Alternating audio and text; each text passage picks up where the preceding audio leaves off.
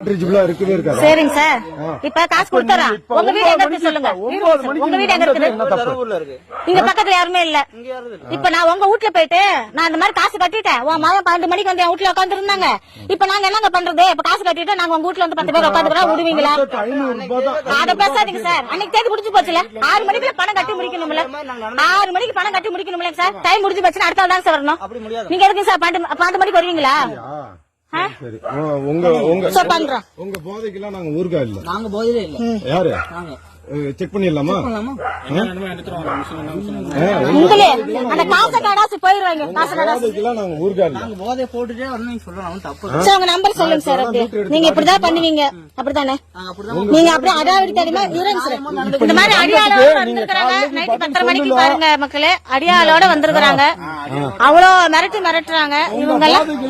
Sir உங்க ID கார்டுங்க sir. உங்க ID கார்டுங்க sir. யாரு என்னத்துக்கு சொல்லுங்க. எத்தனை மாசம் ஏமாத்துனாங்க?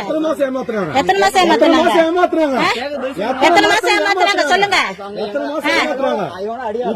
ஆமா அடியாளா வச்சிட்டு இருக்காங்க அவங்க. இன்னைக்கு மட்டும் கட்டாயத்துக்கு வந்து இவ்வளவு பேசுறீங்க. நீங்க நல்ல ஒரு முஸ்லீம் தானே? முஸ்லீம் தானே? நல்ல ஒரு முஸ்லீம். குர்ஆனை நான் எடுத்துட்டுமா? நீ எடுத்துலாம் நீ எல்லாம் சத்தியம் பண்ண முடியாது. நீ வா.